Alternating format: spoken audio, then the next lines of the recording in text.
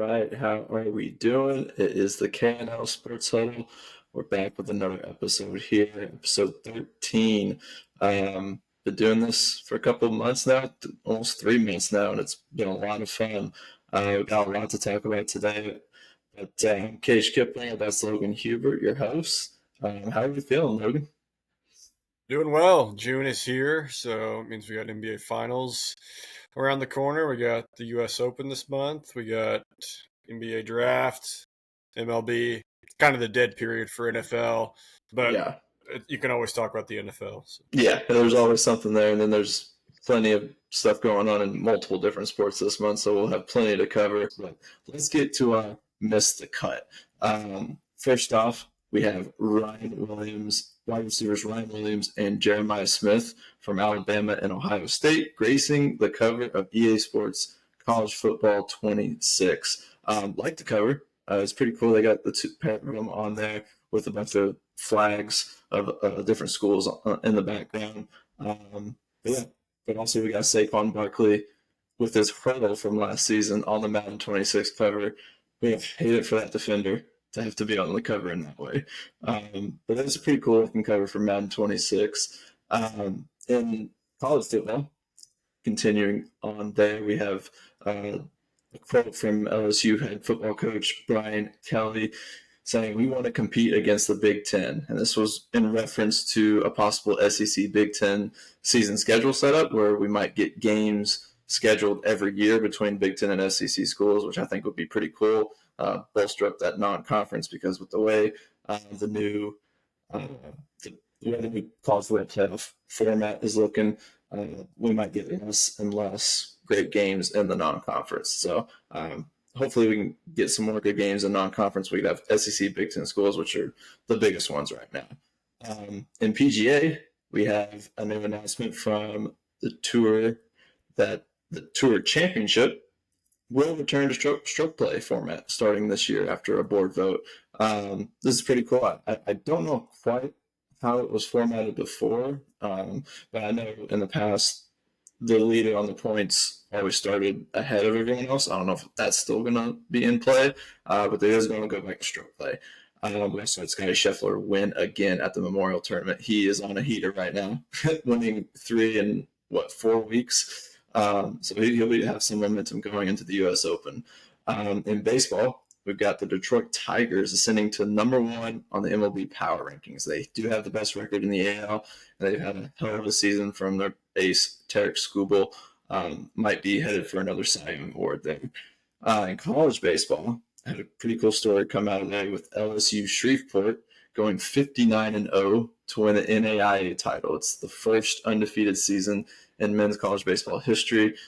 59-0, that's nuts, especially in a sport like baseball, which is very unpredictable. Finally, we have a pretty cool story out of the University of Indiana. Hoosier the Bison, the beloved mascot from 1965 to 1969, will be back roaming the sidelines. There's a petition held by the students to be able to get this mascot back to them. And I mean, they really haven't had a mascot since I've been watching Indiana sports. So this would be pretty cool to actually have a mascot for their school. Anything on any of that, Logan? So, yeah, I am absolutely all for the Big Ten SEC to come up with a game a year between the conference. Well, for each team to play each other. See, conference size is 18 and 16 right now, so there would be 2 Big Ten teams on a bye week or have to play someone else. But you never know. SEC might pick up 2 teams. But yeah, I mean, right now the non-conference schedule is just ridiculous. The teams that are playing good competition are basically just punishing themselves if they lose, and even if they win, because sometimes they don't even count that. But then you have some schools like the SEC. And I'm going to say IU. IU's getting clowned, but it's not just them. But I just saw them getting the most heat because their non-conference schedules, Old Dominion, Kennesaw State, and Indiana State. None of those teams are Division I FBS. So, but you can't blame them. Like you said, you can't blame them for scheduling that because, I mean, it's a tough Big Ten season. And based off the college football rankings last year, really wasn't. Teams weren't really rewarded or like there just wasn't much of a factor into those early season games, which kind of surprised me. But yeah, but if every team has to play one good team a year in the non-conference, I think that's great for everybody. It makes it fair and makes it more exciting for the fans. Yeah, like Scotty Scheffler. Did you see the crazy? I don't know if you've seen the crazy stat that he has. Since May 1st, he has as many wins as the Colorado Rockies. Yeah. Um, but yeah, I mean, the Memorial was a tough. Like there were some guys with some not very low scores on the Jack Nicklaus Memorial tournament that he hosts. But yeah, Scotty repeated there. He was the defending champion. He was in contest with Ben Griffin, who won last week. So he might be an emerging star in the making out. Keep an eye on. But as of now, Scotty Scheffler's still world number one. Yeah, keep an eye on the Ryder Cup rankings. Ben Griffin's getting up there now. But yeah, let's get into these Eastern Western Conference Finals that wrapped up almost a little unceremoniously as both teams strolled to victory. The Oklahoma City Thunder in their Game 5, and then the Indiana Pacers in Game 6. So I do want to start with the matchup for the NBA Finals, and then we'll get to the Knicks and T-Wolves. So this Finals has kind of been hated on by fans, by a large majority of people, saying this is like the nightmare for NBA in terms of ratings. I know that's like the main discourse around this Finals, but if you don't like this Finals, I don't know what to tell you, because this is an incredible matchup between two teams. You got the best defense with the Oklahoma City Thunder and the best offense with the Indiana Pacers meeting at a head here in this matchup. You got the MVP going up against the most well-rounded team probably in this whole playoff bracket. So I want to get your thoughts on just from an overview of the matchup. How do you feel about it? So the ratings thing doesn't bother me at all, especially since the NBA just signed that big contract with LEC. So it's like I mean, it's like nothing's gonna. And I don't think it's gonna be like it might. I don't think it's gonna be the least viewed finals ever. I think because it's an intriguing matchup, like you said. I think like the Nuggets Heat from a couple of years ago, that one was kind of weird. Yeah. Because the Heat really weren't supposed to be there, and the Nuggets were good, but when your top, I mean, it's just how it is. When your top players are a European prospect, a European guy, and then the other guys are definitely way below. Like there's no like Jamal Murray's not an all-star. He's a good player, not an all-star. Yeah. It's just the ratings aren't going to be fantastic for that. But oh yeah, it's going to be a fantastic series. I don't get people already claiming that the Thunder are going to win easily 4-5 because, well, a number of reasons. For one, the two teams, they have the exact same playoff record. They're both 12-4. Obviously, they both have 12 wins, but they both only lost 4 times. Both teams are deep, especially the Thunder, but the Pacers are as well. Number 1 defense versus number 1 offense. At postseason rankings, the Pacers average 117.4 points per game. Thunder average 117.1. So just right next to each other. And one thing that I've not heard anybody say, and it's kind of surprising, and I was looking at it, like I had to double check it just to make sure I did the counting right, and because I just heard no one say this, is that while how dominant the Thunder have been at home this postseason, they have not been special on the road at all. They're 4-3. They went they got a great win last series against the Timberwolves, Game 4. That was their only good game for viewing standpoint. That series, it was close, but it was a good gritty win for the Thunder. But they got blown out in that Game 3. They went 1-2 against Denver. And then in the Grizzlies series, if you recall, they were losing by 29, and then John Morant got hurt, and then John Morant went down. And then the next game, so what? If John Morant didn't get hurt, they would be 4-4 on the road this postseason. And that's even me being nice to them, still giving them Game 4, which they barely won against the John Morantless Grizzlies team. So I mean, they're an absolute juggernaut at home this postseason. That arena in Oklahoma City is fantastic. It's one of the best environments in professional sports, I think, from what I've seen. I love the t-shirt policy they have, where everyone's forced to wear them. Like I heard, like they like put people on the jumbotron and like shame them until they put on their shirts to make sure everyone wears their blue or white shirt, whatever it is. But um, but yeah, I don't get people claiming it's going to be Thunder 4, Thunder 5, and nothing. No, Pacers don't have a chance, because even though Vegas is kind of surprising, like they're not giving the Pacers much of a chance. But Vegas has been wrong on the Pacers this entire postseason, so yeah, it's going to be a fascinating series. The only negative thing I have going into it is I could see I could see there being several blowouts both ways.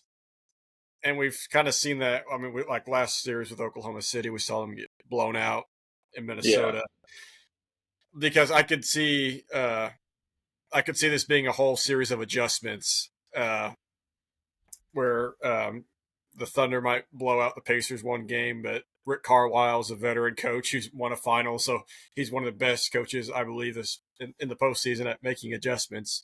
We saw that in the Knicks series, and then I could see the Thunder, and the Thunder are a young team, so I could see them like getting punched early and not recovering for one game, and then they make an adjustment, and then there could be a few blowouts. But I mean, I would be shocked if it doesn't go 6 or 7 games.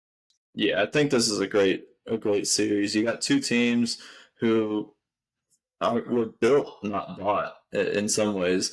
They really built both of these teams from the ground up through the draft, through key trades for role players. I mean, it's not like they just like put Kevin Garnett, Paul Pierce, and Ray Allen together on a team. This is not like a situation like that, and it's a win for the little guys. These are two of the smallest markets in the NBA, and I think it was one of the good things that have come out of the Adam Silver era, of this NBA era, is that everyone has a shot. And I like the matchup between SGA and Tyrese Halliburton. These are two of the top guys, in the league right now. They've obviously led their teams this far, and they've had incredible performances, not just round one, but even into the Eastern Conference Finals. It's been incredible performance after incredible performance, and I think the thing the depth is going to be a huge deciding factor in this series. Got in addition to injuries, luckily both teams got their series over with fairly quickly, and they'll have some good a good few rest days to get ready for the series. The first game will be, I believe, Thursday, correct? Yes. Yeah. So, and both these teams have basically have Paul George to thank for this, haven't they? Yeah, I was going to point out when you said, I mean, obviously they built a lot of their players through the draft, but through trades as well. Thunder specifically, because they got SGA trading Paul George to the Clippers, but and a whole bunch of draft picks. But I mean, the Pacers ended up with Oladipo and Sabonis in that trade, and they ultimately sent Sabonis to Sacramento, and that's how they got Tyrese Halliburton. So yeah, who would have ever thought? So Miles Turner was drafted by the Pacers in 2014 during the Paul George era. Who would have ever thought that Miles Turner would be in an NBA Finals in a Pacers uniform before Paul George ever made ever made an NBA Finals with anybody? So yeah, but another thing I like, it's interesting about this series is, I mean, we've talked about the Thunder's amazing defense, and they're gonna. I mean, Halliburton hasn't seen guards this size yet. Um, he in round two against the Cavs, he went against like Darius Garland, who's kind of a smaller guard, and Donovan Mitchell.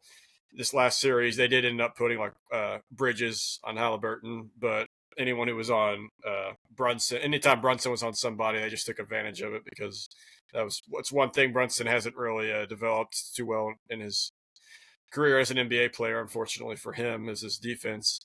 But yeah, it's going to be fascinating how the Pacers adjust to that, because it's going to be tougher.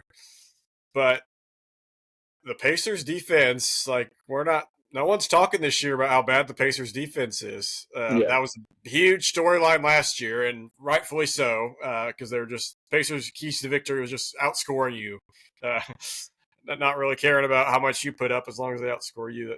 But I mean, goodness, you saw what freaking Andrew Nimhard was doing against Brunson in Game 6. Like, they was just yeah. harassing him. When we saw what Neesmith was doing earlier in the series, I That like what Stan Van Gundy said about how he's like one of the greatest players he's ever seen that can fight through screens. yeah, And you just watch like you just watch it. It's completely accurate. Like it's so hard to screen him. He can so easily fight through it without fouling. That's the key, without fouling and yeah. staying with him. So so yeah, I mean SGA is probably going to have his hands full too, dealing with these guys guarding him. So yeah, it's so many interesting basketball storylines, like not outside storylines, but just strictly basketball storylines to look forward to in this series. Yeah, it's not a series where you got LeBron versus Steph or something like that we've had in the past. This is very much so on the court storylines that we're going to be seeing, and it's going to be really cool to see. I don't know if the Pacers will put Neesmith on SGA. Do you think that could be a So strategy to start off?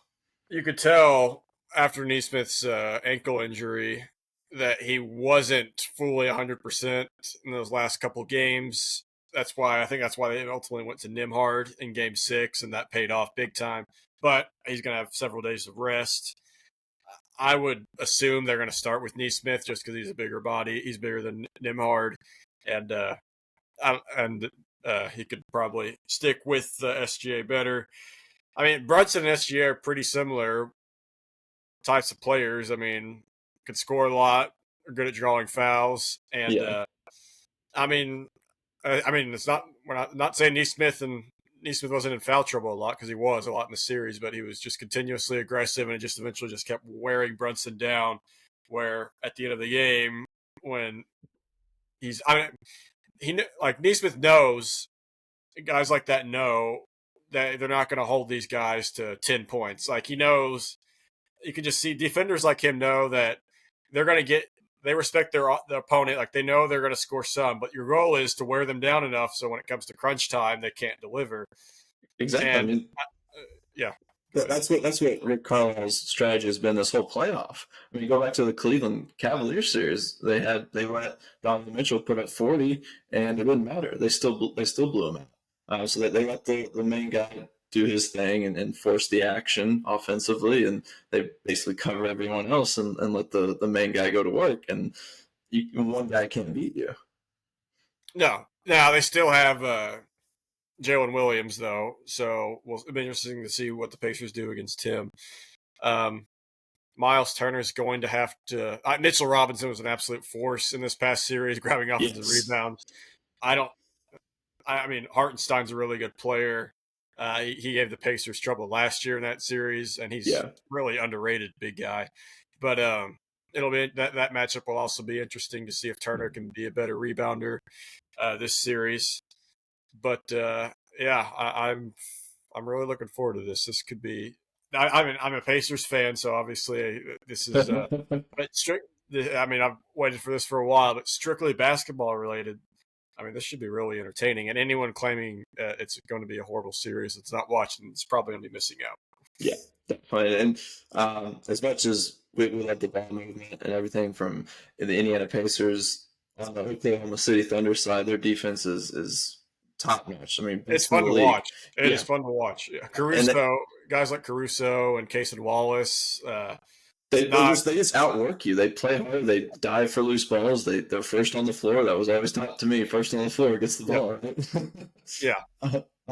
And another thing with OKC is that they're one of the youngest teams ever to make it to the finals. They're the youngest team since the 1977 Portland Trailblazers team to make it to the finals. They have an average age of like 25 and some change. But if they were to win the title, they would group themselves into quite the class of teams in NBA history. When you look at teams that have more than 65 wins and won the championship, just go down the list. You have the 67 Philly with Wilt Chamberlain and Hal Green and all those guys. 71 Bucks with Kareem and Oscar. 72 Lakers with Chamberlain and Jerry West. 86 Celtics. 92, 96, and 97 Bulls with Michael Jordan.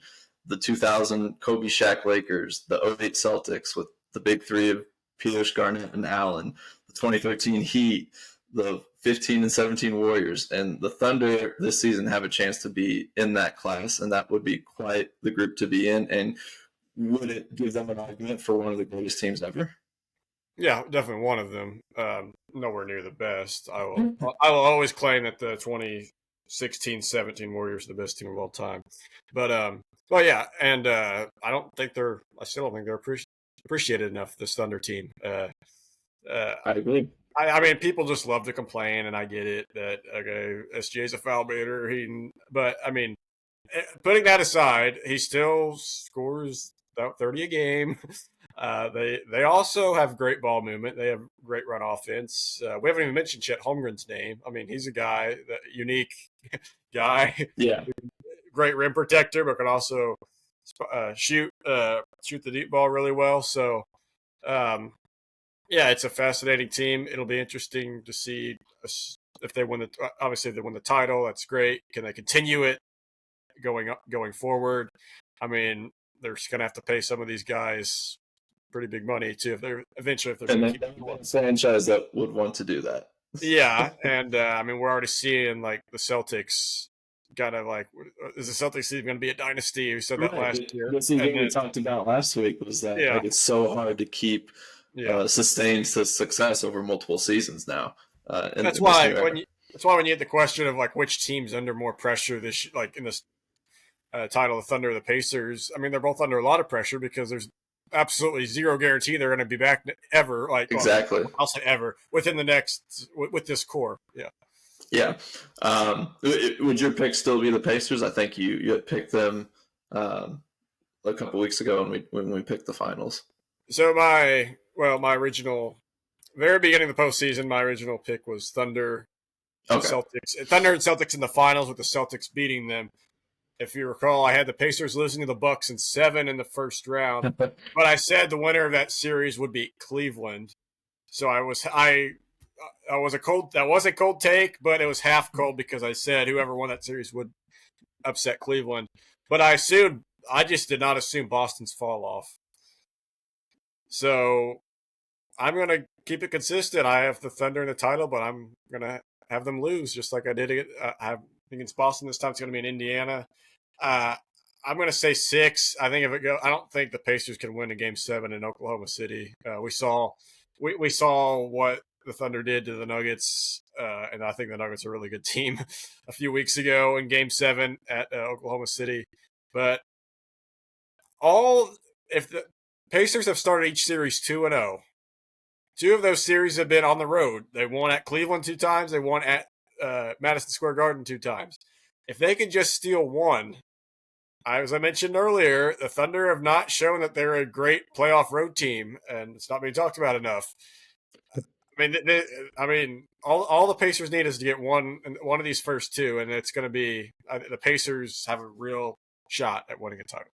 Yeah, and for a team that hasn't been to the finals since the year I was born, I think the Pacer fans will be out in full force for those home games. And if they can get one in OKC, I would agree with you. I would shift the tide in this series. For me, it's what's going to outlast the defense for OKC or the offense for Indiana. And I kind of think back to the Durant, Westbrook, Harden team from 2012 that went to the finals and how they were so gifted offensively, but defensively they weren't quite up to par for what they needed in a series against the big 3 in the Miami Heat. This is a very different team that this OKC is going up against, as well as the team themselves is very different. The defense for me is going to hold out in this series, and I'm actually going to go ahead with the Thunder in this series. I think it will go 7, and that's why I think the Thunder will take this one. If you have to play a Game 7 on the road in one of the best home environments in all of NBA, I put it right there with Golden State when they were at the height of their powers. This will go down for OKC with their first championship in OKC, since moving from Seattle. So that's where I think this is going to go.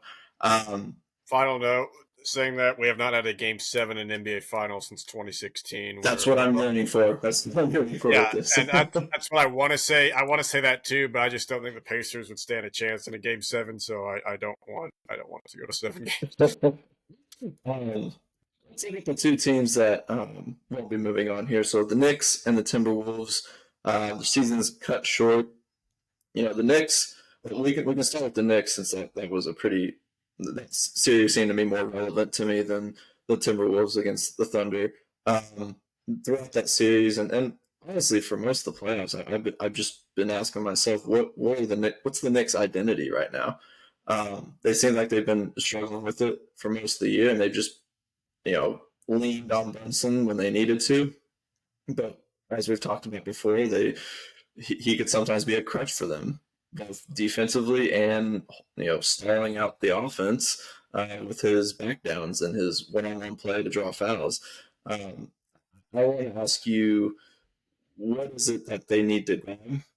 I know who I want them to grab because I think they need just a go-to bucket offensively that they can just bail out late in the shot clock, give it to somebody that isn't a small guard in Brunson that is just looking to draw a foul.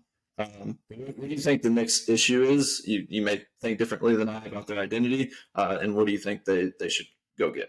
Well, before I answer that, I'm going to ask you, would you consider this season for the Knicks a success or a failure? I think Knicks fans would probably call it a failure because I know how badly, going back from last season, that they felt like they had a really good shot at it. The team kind of just broke down. This year they come in healthy. They've got Cat. They've got Mikal Bridges. There's no reason why they didn't think that they could get to the finals. To me, I don't think it's a failure because I think with the issues that I pointed out with them, I don't think getting to the Eastern Conference Finals is a huge success considering they had to go through Boston, which I think was the whole reason they built the team that they did, was to get through Boston. That was their finals. Yeah, I didn't agree with you thinking this season was a success. You made the Eastern Conference Finals for the first time in 25 years. You did beat Boston.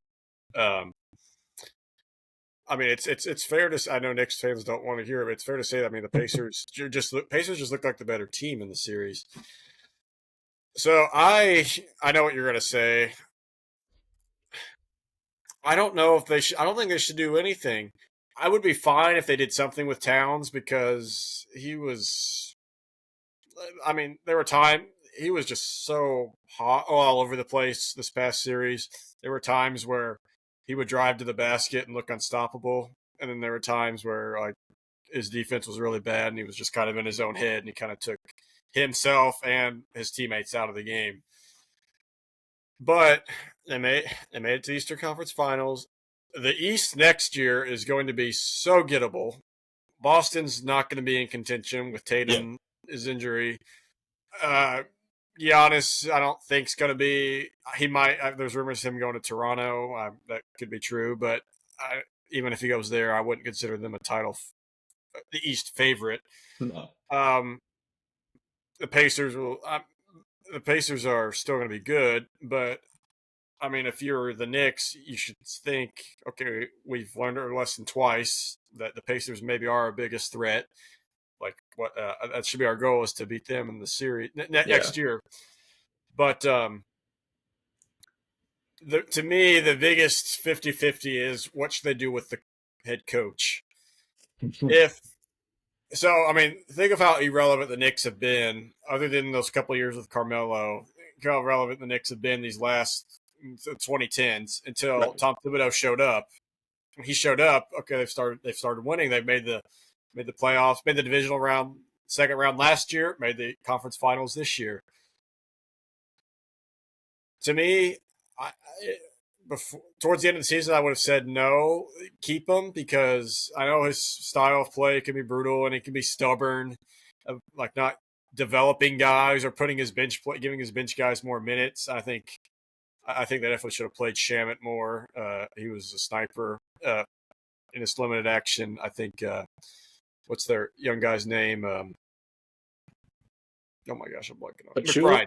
McBride. I think give McBride more minutes because he's like your youngest guy, and there's potential there. And he came out doing a lot for him in last season's playoffs. Yeah. But so I don't know what the deal was with the Nuggets letting Michael Malone go. I don't know, like if like teams around the league know that like there's an issue with him or something, but if there's none, it was just strictly a Nuggets issue. It would be fascinating to see this current Knicks squad with a different coach, like with different schemes, different strategies of how to use the bench, develop guys. So I would not be opposed if I was a Knicks fan if they like went after Mike Malone for a head coaching spot. Anyone else, I don't know. Like you can't go for an unproven guy now because, like I said, Tibbs is taking you from the grave Right. to a borderline contender. But with a championship winning coach from just a couple of years ago on the market, presumably, if I were the Knicks, I'd take a hard look at that. Yeah, that's interesting. I know Knicks fans have a lot of gripes about Tom Thibodeau. I have a soft spot for him. I just love his hard nosed coaching style. It's very old school. I remember when he coached the Derrick Rose Bulls teams, and one could argue that Rose's injuries maybe stem from his coaching, but it's like you said, he has brought them back to relevancy, and it's I don't think the Knicks would get rid of him. I honestly don't.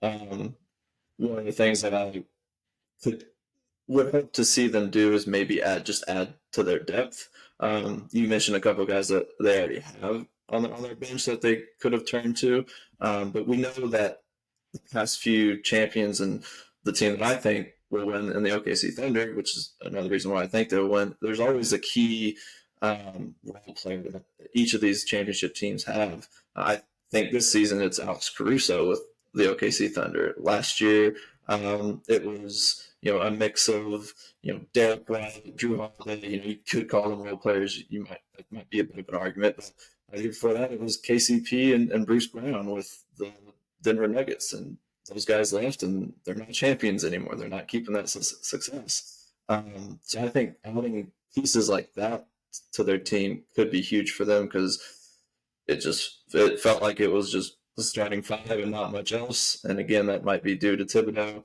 but I think you can't just get rid of a guy who has brought you back to a relevant standing in the league since the days of Patrick Ewing.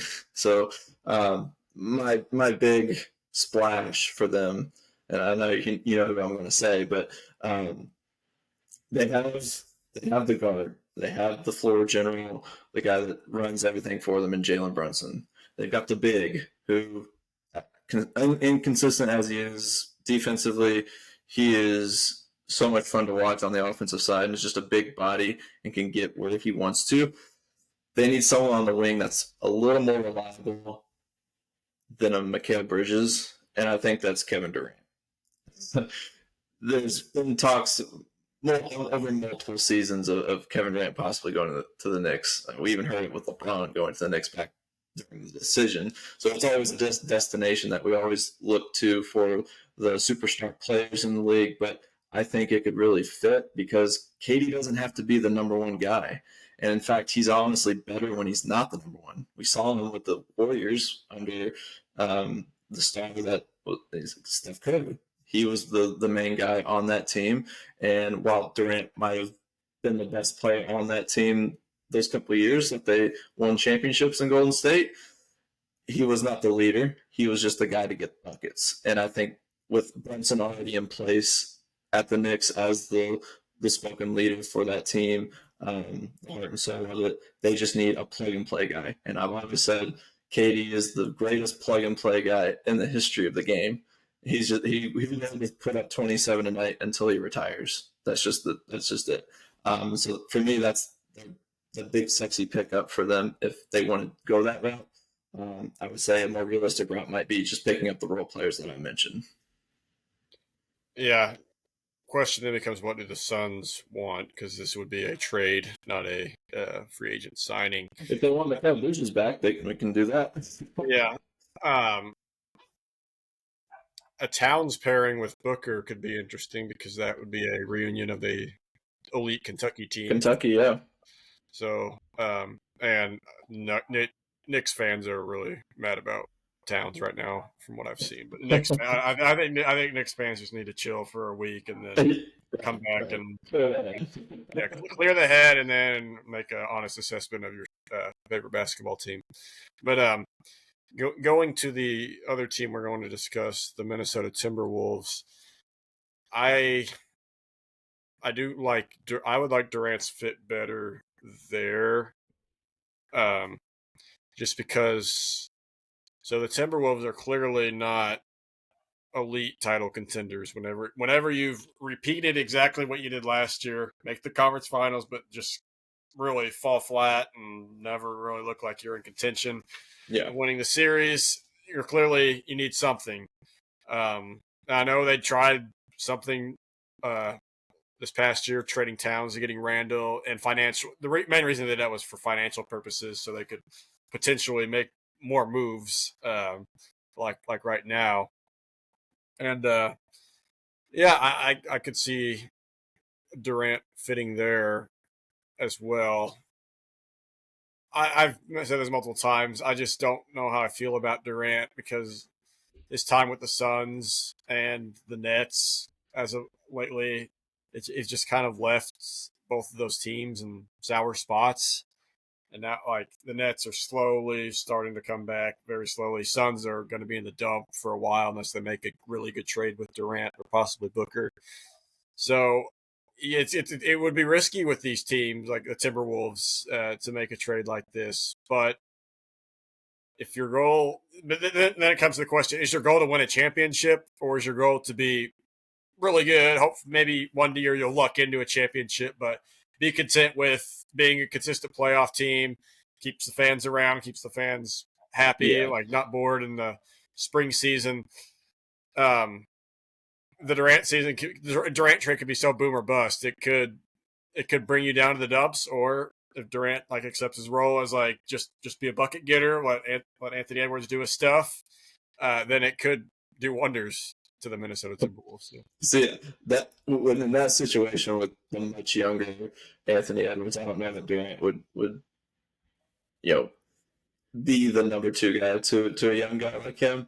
And so for me with the Timberwolves, it's less about adding pieces and more. I think Edwards just needs to improve. He's only 23, and right now, as far as his career goes, he's ahead of schedule.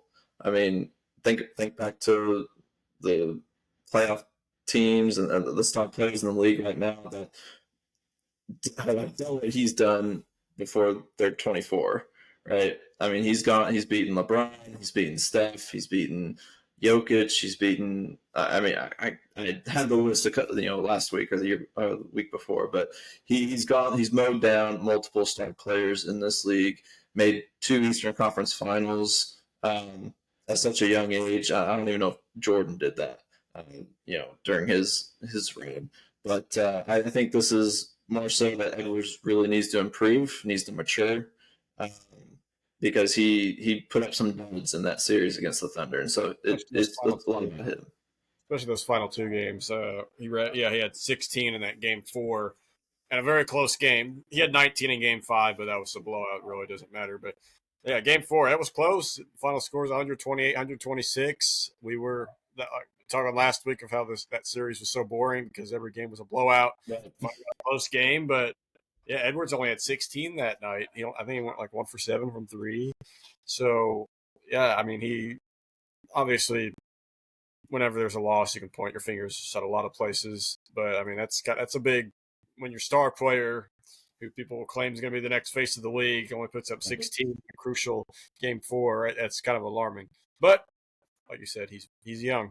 So yeah, and Go ahead. Go ahead. Well, being in the Western Conference, Wemby's coming, so you better start getting it together now because the man, he's coming up, and he's going to be taking the Spurs to some playoff appearances in the near future. So, before we move on to our next topic, I do want to mention we are the K&L Sports Hosts. This is our weekly podcast breaking down the top stories in the world of sports. If you're listening on YouTube, make sure you hit that like button, subscribe to the channel. That is at KL Sports Huddle. Got a lot of content on here. This is where most of our content is. We have our full podcast. We break videos broken down in discussions, so 10, 15-minute videos, as well as our shorts. If you're listening on Spotify, go ahead, follow us, give us a rating and a review. We're also on Instagram, so at Huddle KL Sports, you can see some of our shorts on there, as well as any breaking news that happens in the sports world on our stories. Looking at some of our basketball topics here, obviously one of the bigger topics right now is Caitlin Clark. She's might be the most popular person in the sport right now, given the fact that LeBron and Steph aren't in the playoffs anymore. And so just kind of looking at the hate that she's gotten from, we've mentioned it before, but the hate she gets from fans, the hate she gets from fellow players in this league that have yearned for more attention on the WNBA. And if you look at Clark, she's responsible for 26.5% of the league's economic value last season. And merchandise sales increased by over 500%, which just doesn't seem like a real percentage when you just think about it. It's like, when you look at just the Fever, they have 41 of their 44 regular season games being nationally televised this season. She's got a $28 million 8-year deal with Nike. When you compare that to her WNBA contract, it's only $338,000, I think, over 4 years. The Fever's regular season attendance averaged over 17,000, and the league's TV viewership went up 300%. 45% of the total broadcast coming from Fever games.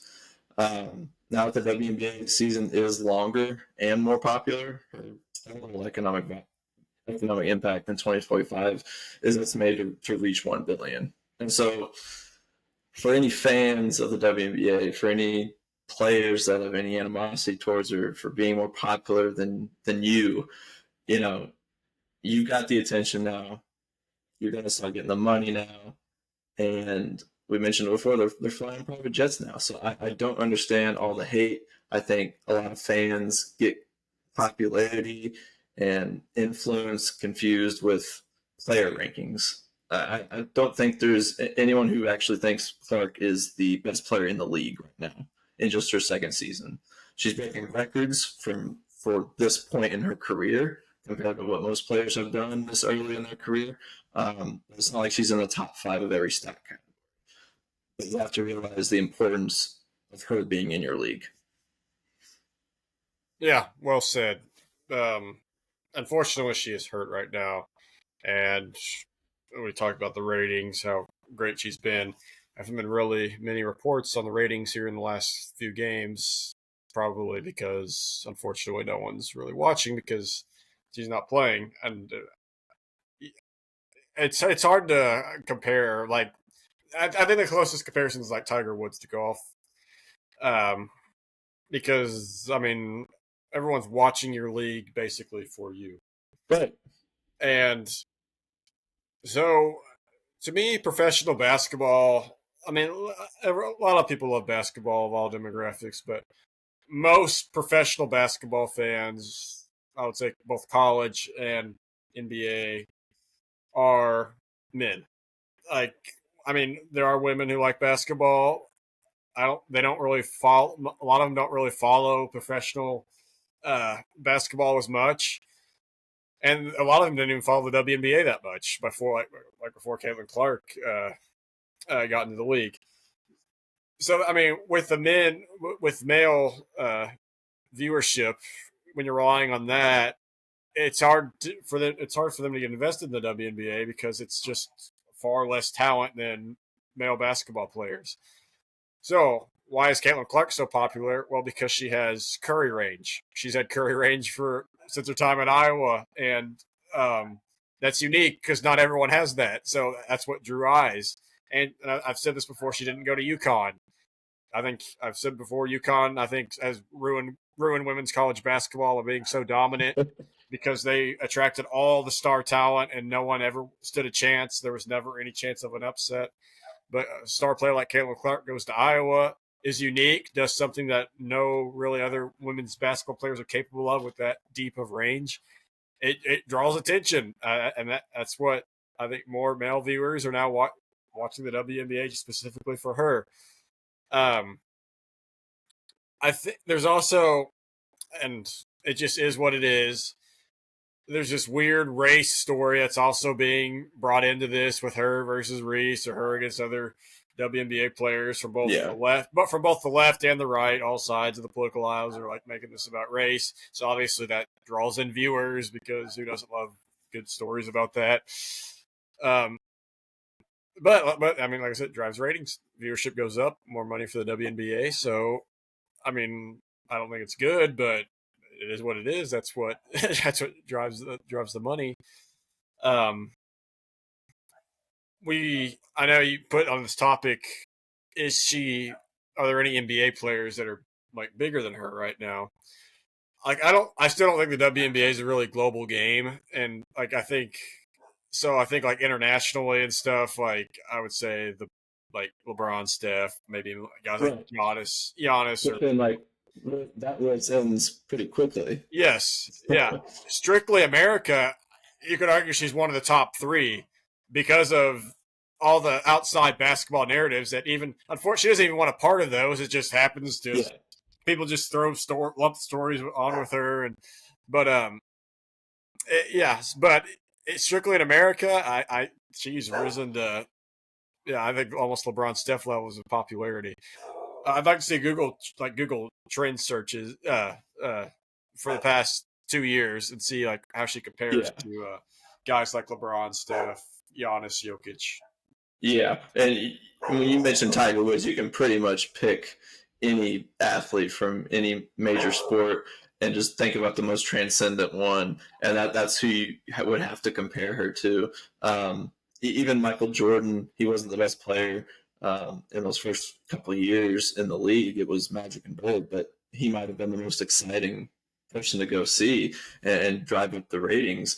But yeah, when you look at some of the stats here, I mean, she does lead in assists, and in every other category, she's fifth on 3-pointers made, but every other category, she's not even in the top five. So I wouldn't make any arguments for her being the best player in the league, but she is the most important player in this league. And so, even in another player to compare to in LeBron, I mean, he coming into the league, he was the chosen one, right? And in those first couple of years, he wasn't the best player in the league, but he was the most important, right? Guys like Duncan, Kobe, maybe Dirk, some of those guys would have been the best players at that time. LeBron was so important for the league during that time, and he carried them. I mean, he's still carrying them to this day. So I think we need to realize how impactful and important she is. I mean, my grandparents are recording Fever games if they're going out because they want to watch the game later. That's what they do for Cincinnati Reds games every single day. And so, if that doesn't show what she's done for this league, I don't know what that is. But looking at NFL, I know we said this is kind of like a dead time for the NFL, but we do have OTAs, and that always brings out new and fun, little interesting storylines. The thing I want to get to is the Browns OTAs. As we saw some of the quarterback stats, I guess you could say, the trials that they're running. It looked like Fedor was actually a little impressive. I don't know more information about which unit he was going up against compared to the other quarterbacks, but he did have the best percentage, the most touchdowns, and no interceptions compared to Flacco, Pickett, and Dylan Gabriel. So I don't know how much this does for you. I thought it was just a fun little thing to add to this, and say, like, even though he was the last, guy picked for them, or at least the second quarterback pick for them late in the draft, and he was one of the biggest storyline in the draft. For him to actually come out and impress, what did you think of that? Yeah. This is always the most hilarious time of the year in the NFL because you just, this is no disrespect to Shadur, but you just can't take any OTA storylines that seriously. Like, I'm seeing this with all kinds of teams. Like, my favorite are like the posts of them throwing like they're just wearing helmet and shorts, helmet jersey and shorts. Like, oh, look at this dime that he just threw. I'm like, okay, yeah, that is a good throw, but I would expect an NFL caliber quarterback to make that throw without pads in a defense. Yes. So yeah, I mean, it's people, it's football fan. Everyone I know is a football fan basically, and we're craving for stories. So, but the Browns are going to be really bad this year. So for storyline purposes, I hope he does dominate in these camps. I hope there's real competition between all 4 or 5 guys they have in that QB room. I hope it would just make a great story just all the way around. What if he were to make a start this season? What week do you think he actually gets in there? I think it would be a later week. I don't think it'd be early, barring injuries, of course. But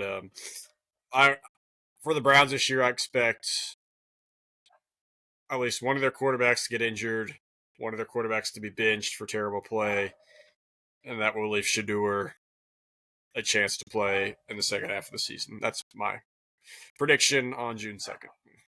Awesome. Well, the last one I'm going to get to here. There's this interesting story out of the Bears OTAs and kind of just surrounding them for a while now since the book, Caleb's father, and everything about their decision making when it came to going to the Bears. And we got a quote from Caleb saying, "Came to a deliberate and determined answer that I wanted to come here," and that was to the Bears. And this was basically on his decision to go to Chicago, despite a lot of concerns. And those, to me, are very valid concerns when you look at the history of Chicago QBs. It has not been pretty. They haven't had a guy throw over 4,000 yards for them in a single season. The closest guy to come to that was Eric Kramer. I couldn't even tell you what year it was, but he threw for 3,800 yards. Obviously, the most notable quarterbacks that we think of with Chicago are Jay Cutler, McMahon from the Super Bowl winning team in '85. But if you look at their stats right now, Caleb is already top 5 in single season yards. He got that in just his first year. And you can argue it was a disappointing rookie year. Right. That's very disappointing rookie year. When you look at some of the stuff that was in the book, it sounded like UFL was even on the table. Obviously, the Vikings were the landing spot that he was really wanting to go to with quarterback, offensive-centric offense with their coach. Well, shoot, I'm forgetting the coach's name. This year, Ben Johnson. Yeah, no, Minnesota. Oh, Kevin O'Connell. O'Connell, yes. So with that coach, Kevin O'Connell in Minnesota, that was really more the landing spot that he wanted to go to. But what QB would really want to go to the Bears? This is, to me, these are valid concerns, and it's just like any other job that you're going to go interview for. You have questions for them too. You have concerns. You want to know if you're stepping into the right situation for you. I don't think it should be any different for QBs in the NFL. Some people think he's entitled, and maybe so. This new generation of athlete may feel it more so than previous generations, but I'd love to get your take on the Caleb Williams situation because I don't think it's as big of a deal. I think it's just a guy that, we've kind of seen it. He was negotiating his contract very heavily when he first came into the league for that rookie deal. And trying to find different ways to get more money into his pocket. And he was smart to do that. He was smart to look at all avenues for that. And I think any concerns he has over Chicago are valid because it is just where quarterbacks go to die. Yeah, that's correct. Because I mean, let's say Caleb Williams retired right now, just flat out just retired. Right now, the Bears would be a good. I think that right now the Bears would be a great situation to be in, and like the first time in their history because Ben Johnson's now their coach, and they just got Caleb Williams all these weapons. But historically, when Jay Cutler was an average quarterback at best, is your greatest quarterback in living memory, arguably Bears history. It's not appealing. It's not appealing that you're playing at Soldier Field in usually a run first. Hey, rely on defensive player kind of team, and the Bears like, oh, we love 3-0 games against the Packers or just field goals.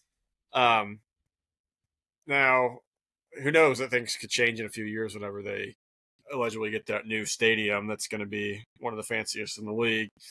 But I think the stories have blown out a little. I think it's used to make headlines. It is interesting, but it's not too surprising. Because I mean, yeah, he definitely has had some sort of ego. You could tell, and Chicago, like I said, it's not a great quarterback situation. So yeah, it's not that surprising of a story, and it's been blown a little bit out of proportion. But the NFL is always a narrative-driven league, so you got to run with something to create some good storylines going into the Yeah. training camp here in a couple months. Yeah. And coming into this season, I look at Caleb as one of those quarterbacks that has the most pressure on him coming into this season because he's got the coach now. He's got the offensive head coach they didn't have last season.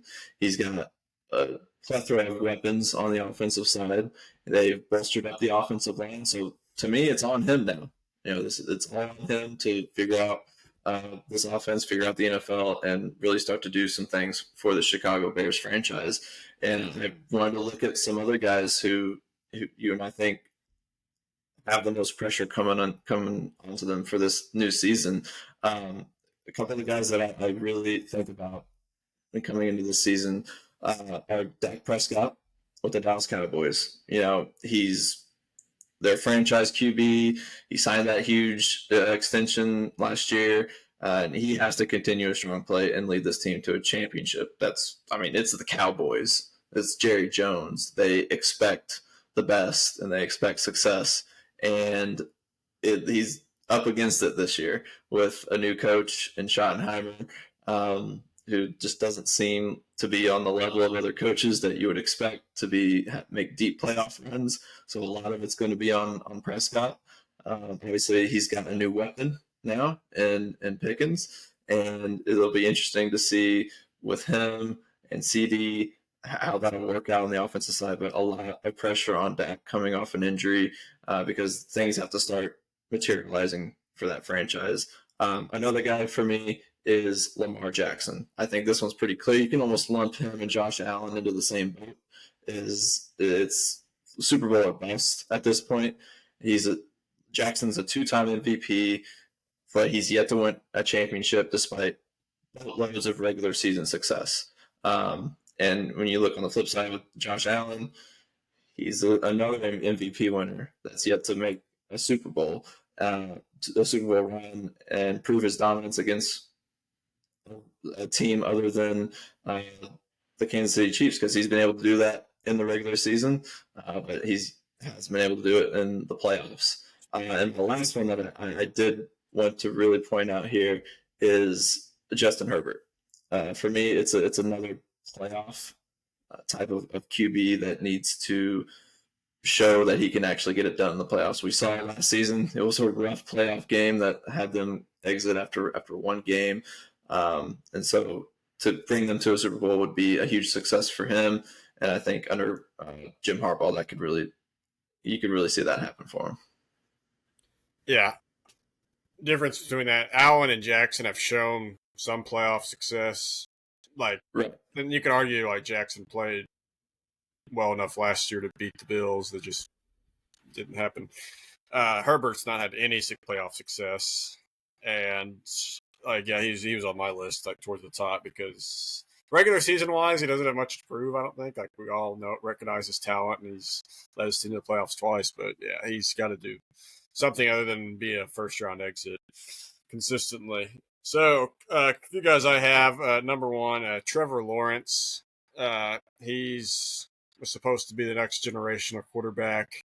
He did get drafted by Jacksonville, which is why I don't think you can never be a franchise player. You can never be a face of the league in Jacksonville, unfortunately. But they have a new coach. They have a new offensive-minded coach who did wonders in Tampa Bay, and Liam Cohen.